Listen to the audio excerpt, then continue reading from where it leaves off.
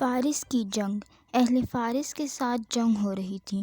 مسلمانوں نے سوز شہر کے محاصرہ کیا ہوا تھا۔ لوگ اپنے گھروں میں بند تھے۔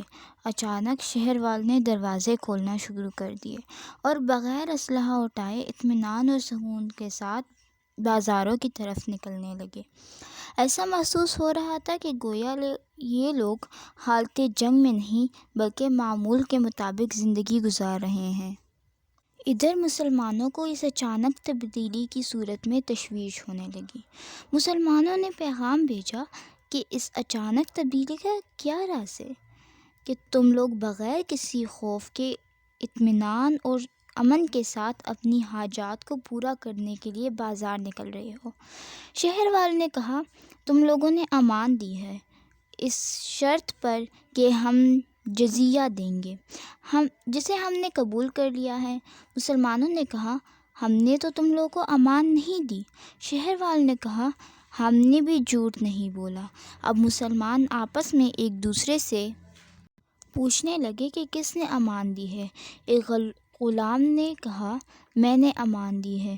مسلمانوں نے ارادہ کیا کہ امان واپس لے لیں۔ چنانچہ ان لوگوں سے کہا، امان تو ایک غلام نے دی ہے جو اپنے نفس کا بھی مالک نہیں ہے، تو دوسروں کو امان دینے کا مستحق کیسے ہوگا؟ اہل شہر نے کہا، ہمیں معلوم نہیں تم میں سے کون آزاد ہے اور کون غلام۔ ہمارے پاس تو امان کا پیغام آیا، ہم نے قبول کر لیا۔ اب آپ کی مرضی ہے، اگر عہد توڑنا چاہو تو توڑ دو، اگر امان کو برقرار رکھنا چاہو تو برقرار رکھو۔